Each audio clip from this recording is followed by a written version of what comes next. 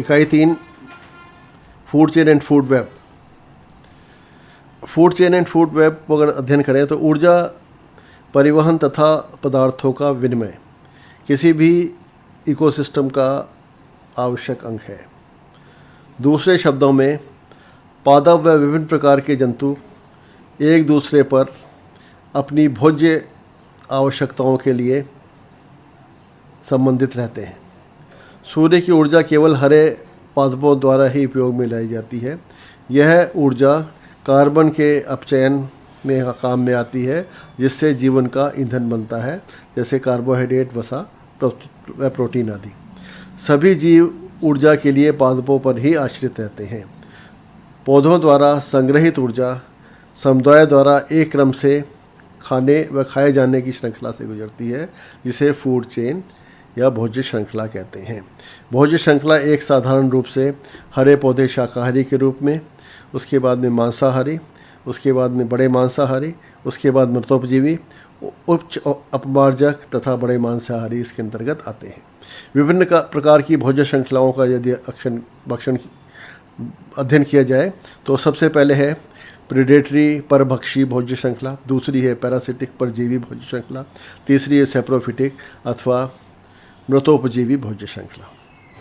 Odum के अनुसार भोज्य श्रृंखलाएं चारण आहार श्रृंखला के रूप में या अपरद डेट्राइटस फूड चेन या अपरद आहार श्रृंखला के रूप में पाई जाती हैं। एक एक करके अध्ययन करते हैं। सबसे पहले परभक्षी भोज्य श्रृंखला। यह आहार श्रृंखला शाकाहारी जीवों से प्रारंभ होती है, जो कि हरे पौधे पर भोजन के लिए आश्रित रहते हैं। ये प्राथमिक उपभोक्ता होते हैं। इनको खाने वाले द्वितीयक व तृतीयक उपभोक्ता मांसाहारी होते हैं। प्रीडेटर का आकार भोज्य श्रृंखला के बढ़ने के साथ साथ बढ़ता है। उदाहरण के हिसाब से अगर पॉन्ड इकोसिस्टम में देखा जाए तो सबसे पहले फाइटोप्लैंक्टन हरे शैवाल होते हैं, उत्पादक के रूप में कार्य करते हैं। इनको खाने वाले कॉपीपोड्स, डेफनिया, साइक्लोप्स, सिप्रिस प्राथमिक उपभोक्ता के रूप में होते हैं। इसके ऊपर जलीय छोटी मछलियाँ, मांसाहारी मछलियाँ जैसे चांडा आदि होती हैं, ये द्वितीयक उपभोक्ता कहलाती हैं। और इसके ऊपर बड़ी मछलियाँ जो छोटी मांसाहारी मछलियों को खाती हैं वो कैट फिशेस तृतीयक उपभोक्ता के रूप में जानी जाती है। इसी प्रकार से यदि इस एग्जाम्पल को फॉरेस्ट के ऊपर लागू करें तो उत्पादक के रूप में घास, मॉस, लाइकन, झाड़ियाँ, वृक्ष आदि हरे पादप जितने भी हैं वो उत्पादक के रूप में आते हैं। प्राथमिक उपभोक्ता के रूप में खरगोश, चूहे, गिलहरी, बंदर, गोरैया, कबूतर आदि आते हैं। द्वितीय उपभोक्ता के रूप में छोटे मांसाहारी जंतु जैसे मेंढक, टोड, छिपकलियाँ, कीटभक्षी पक्षी तथा भेड़िया आदि आते हैं। और तृतीय उपभोक्ता के रूप में बड़े शाकाहारी जंतु जैसे शेर, चीता व तेंदुआ आदि आते हैं। दूसरा है परजीवी भोज्य श्रृंखला। यह भी शाकाहारी जीवों से शुरू होती है, लेकिन इस श्रृंखला में जीवों का आकार छोटा हो जाता है। जैसे पेड़ के ऊपर पाए जाने वाले पक्षी, पक्षियों के ऊपर पाए जाने वाले छोटे जीव, टिक्स, माइट्स, कुछ छोटे इंसेक्ट्स, जू आदि, ये परजीवी भोज्य श्रृंखला के अंतर्गत आते हैं। अब है सेप्रोफिटिक भोज्य श्रृंखला। इस श्रृंखला में ऊर्जा स्थानांतरण मृत कार्बनिक पदार्थों से होता है। इसमें बैक्टीरिया मृत पदार्थों को डिकम्पोज करते हैं तथा खनिज लवणों का निर्माण करते हैं। पौधे इन खनिज लवणों का उपयोग करके भोज्य पदार्थ बनाते हैं। मृत जीवों का बहुत से छोटे जीव जैसे मोलस्क, कुछ पक्षी, कौवा आदि के ऊपर इस श्रृंखला के अंतर्गत आते हैं। अब यह है पोषक स्तर पर आहार श्रृंखला को अगर देखें तो जो उत्पादक है पादप के रूप में, वह प्रकाश ग्रहण करता है, कार्बन डाइऑक्साइड, पोषक तत्वों से मिलकर भोजन का उत्पादन पादपों के द्वारा किया जाता है। इन पादपों का ग्रहण प्राथमिक उपभोक्ता या शाकाहारी जीवों के द्वारा किया जाता है। शाकाहारी जीवों को छोटे मांसाहारी जीव ग्रहण करते हैं, ये प्राथमिक मांसाहारी कहलाते हैं। और प्राथमिक मांसाहारी के ऊपर बड़े मांसाहारी निर्भर करते हैं, जो द्वितीय मांसाहारी अथवा तृतीय भोज्य श्रृंखला के अंतर्गत आते हैं। इन सभी जीवों की मृत्यु के बाद उनका सड़ना आदि बैक्टीरिया के द्वारा होता है। विघटकों के द्वारा उनको विघटित कर दिया जाता है। ट्रांसफार्मर के द्वारा उनको पुनः पोषक लवणों के अंदर बदल दिया जाता है। और इस प्रकार से ये भोज्य श्रृंखला का छोटा सा चक्र पूरा होता है, जिससे सतत रूप से ऊर्जा प्रवाह चलता रहता है और न्यूट्रिएंट्स भी उपलब्ध होते रहते हैं। अब है चारण आहार श्रृंखला, इस प्रकार की श्रृंखला हरे पौधों से शुरू होती है। शाकाहारी प्राथमिक उपभोक्ता के रूप में द्वितीय स्तर पर आते हैं, मांसाहारी द्वितीय उपभोक्ता तृतीय स्तर पर आते हैं, और बड़े मांसाहारी शिकारी जीव तृतीय उपभोक्ता चतुर्थ स्तर पर आते हैं। यहाँ पर यह श्रृंखला समाप्त हो जाती है। प्रकाश ऊर्जा से फाइटोप्लैंक्टन, फाइटोप्लैंक्टन से जूप्लैंक्टन, जूप्लैंक्टन से छोटी मछलियाँ और छोटी मछलियों से बड़ी मछलियाँ। अब है अपरद आहार श्रृंखला। यह श्रृंखला मृत कार्बनिक पदार्थों से शुरू होती है तथा सूक्ष्म जीवाणु के माध्यम से डेट्राइटस जीवों को भक्षित करने वाले डेट्राइटोवोर तथा उनका भक्षण करने वाले प्रेडेटर्स की तरफ बढ़ती है। मृत पादप पदार्थ तथा उसमें उपस्थित जीवाणुओं का भक्षण करने वाले जंतुओं को डेट्राइटोवोर कहते हैं। श्रृंखला में डेट्राइटस, निमेटोड, चिचड़ी, कूटवृश्चिक। एक सामान्य भोज्य श्रृंखला निम्न रूप से दर्शाई जा सकती है: अपरदक प्लस सहायक सूक्ष्म जीव, मृत पदार्थ, डेट्राइटस फीडिंग ऑर्गेनिज्म, उसके बाद में प्रेडेटर्स, और उसके बाद प्राथमिक तथा द्वितीयक मांसाहारी। अब है फूड वेब या भोजन खाद्य जालक। इस प्रकार खाद्य जालक किसी परितंत्र में एक दूसरे से संयोजित खाद्य श्रृंखलाओं का एक नेटवर्क है। एक जंतु विभिन्न खाद्य पदार्थों श्रृंखलाओं का सदस्य हो सकता है। उदाहरण के लिए एक पौधा एक ही समय में अनेक शाक भक्षियों का भोजन हो सकता है। जैसे घास को खरगोश भी खाएगी, टिड्डा भी खाएगा, बकरी भी खाएगी, गाय भैंस भी खाएंगी।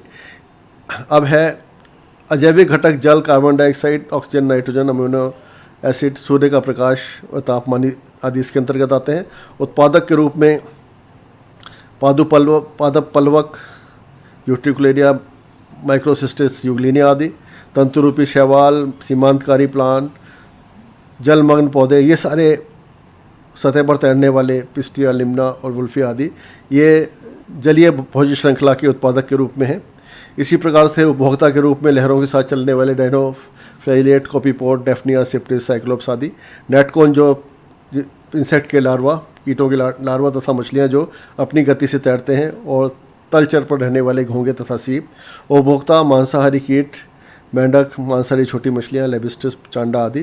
तृतीयक उपभोक्ता परभक्षी बड़े शिकारी मछलियों के रूप में जैसे वलैगो, और मृतोपजीवी जिसमें कवक, बैक्टीरिया, तल पर पाए जाने वाले मृत पदार्थों का भक्षण करने वाले जीव आते हैं, और इसके अंदर ट्रांसफॉर्मर बैक्टीरिया के रूप में आते हैं। अब इसी क्रम में यदि आगे पढ़ा जाए तो इकोलॉजिकल पिरामिड, किसी भी इकोसिस्टम में भोज्य पोषक स्तर भोज्य श्रृंखला से संबंधित रहते हैं तथा इन स्तरों को ट्रॉफिक लेवल कहते हैं। जैसे समस्त हरे पौधे प्रथम भोज्य स्तर पर आते हैं।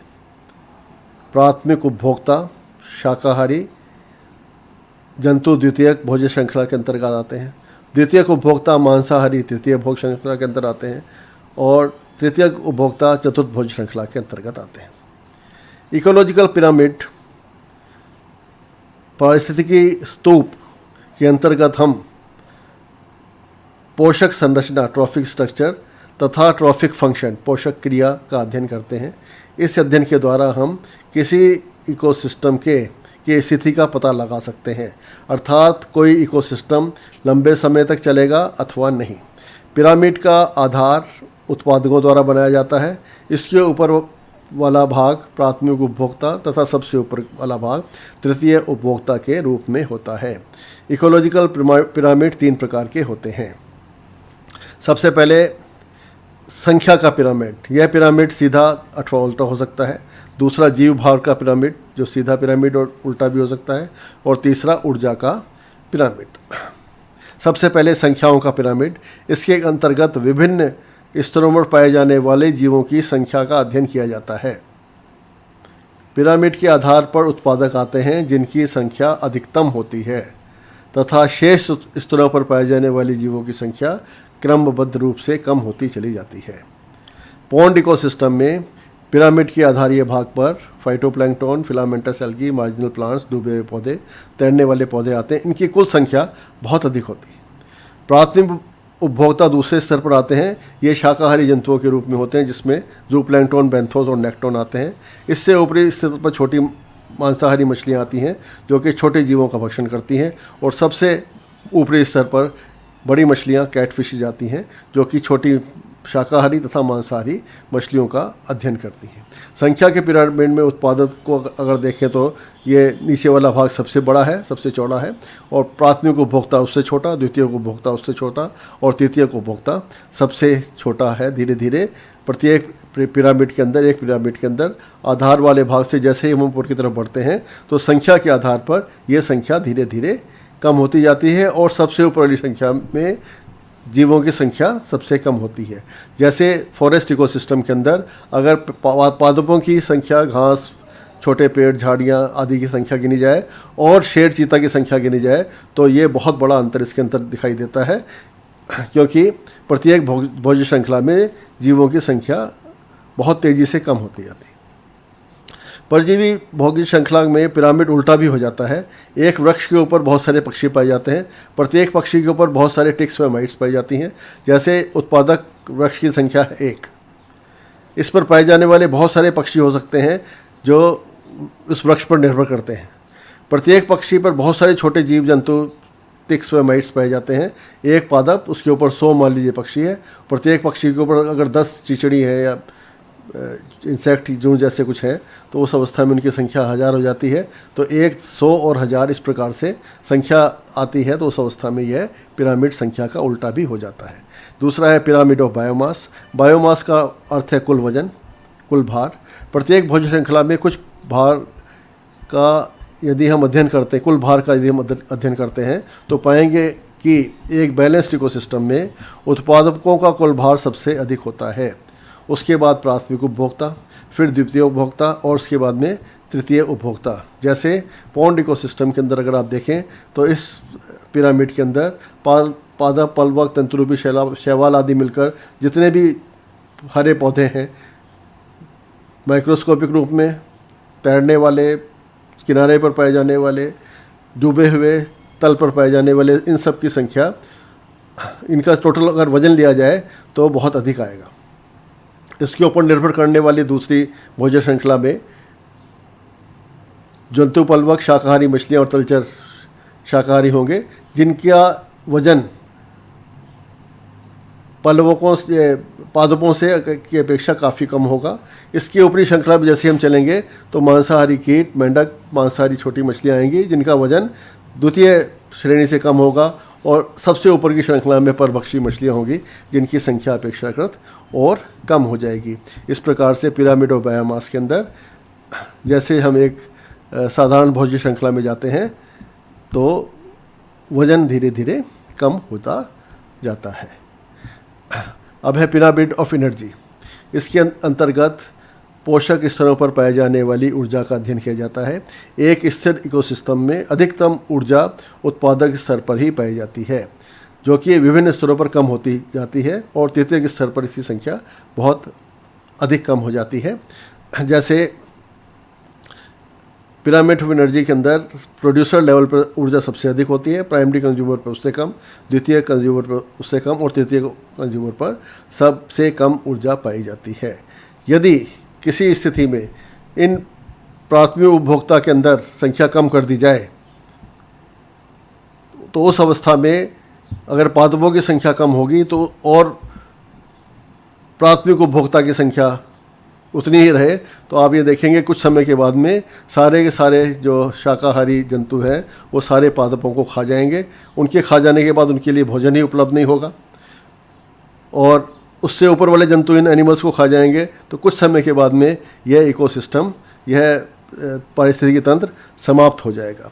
तो ये pyramid of energy, pyramid of biomass और पिरामिड ऑफ नंबर, यह इकोसिस्टम के अध्ययन करने का एक तरीका है, जिसमें यदि इन पिरामिड्स के आधार पर जंतु व वनस्पतियाँ मिलती हैं तो यह इकोसिस्टम लंबे समय तक चलने वाला होता है, और इसके बीच में जहाँ कहीं भी कोई व्यवधान आता है उसमें पिरामिड डिस्टर्ब हो जाता है। अगर वो सिलिंड्रिकल बन गया है तो आप ये कह सकते हैं कि बहुत कम समय के अंदर यह इकोसिस्टम ख़त्म होने वाला है।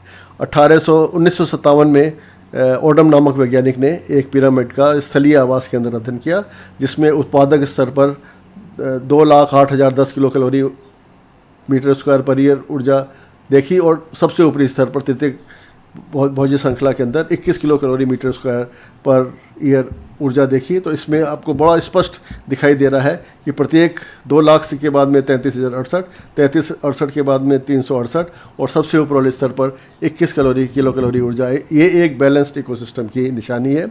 अगर इस इकोसिस्टम के अंदर इस क्रम में कुछ व्यवधान आता है, उस अवस्था में इकोसिस्टम बहुत जल्दी समाप्त हो जाता है। अब है एनर्जी फ्लो का अगर सवाल है, तो सोर्स सूर्य है हर एक ऊर्जा का, जिसमें 56% भाग वातावरण में अवशोषित हो जाता है, 36% जल आदि को गर्म करने में और स्थल को, 8% पौधों पर पड़ता है, उसका 50% पौधों को गर्म करने में खर्च होता है, और 50 का 80 से 85% भाग है जो कि जिसके ऊपर समस्त विश्व निर्भर करता है। यह ऊर्जा उत्पादकों, प्राथमिक, द्वितीयक, तृतीयक उपभोक्ता में विभिन्न स्तरों पर जाती है तथा प्रत्येक स्तर पर ऊर्जा का ह्रास भी होता है। अब पिरामिड के अध्ययन की महत्ता अगर देखी जाए, तो इकोसिस्टम की स्थिति जानने के लिए इकोसिस्टम कम समय चलेगा अथवा लंबे समय तक चलेगा, यह पता लगाने के लिए पिरामिड का अध्ययन आवश्यक है। इसके आधार पर भोज्य पदार्थों की मात्रा के आधार पर जीवों का पालन किया जाता है। जैसे मछली पालन में उपलब्ध प्रोड्यूसर के आधार पर कितना भोजन उपलब्ध है, मछलियों का के बच्चों को तालाब में छोड़ा जाता है जिससे सर्वोत्तम उत्पादन प्राप्त किया जा सके, तथा सिल्क उत्पादन में पेड़ों पर शहतूत की पत्तियां कितनी हैं, इसके ऊपर निर्भर करता है कि आप कितने कीटों का इसके ऊपर उत्पादन कर सकते हैं। ये सब चीज़ें इकोसिस्टम की स्थिति और उत्पादन से संबंधित वो चीज़ें यह पिरामिड के अध्ययन के द्वारा ज्ञात की जा सकती हैं।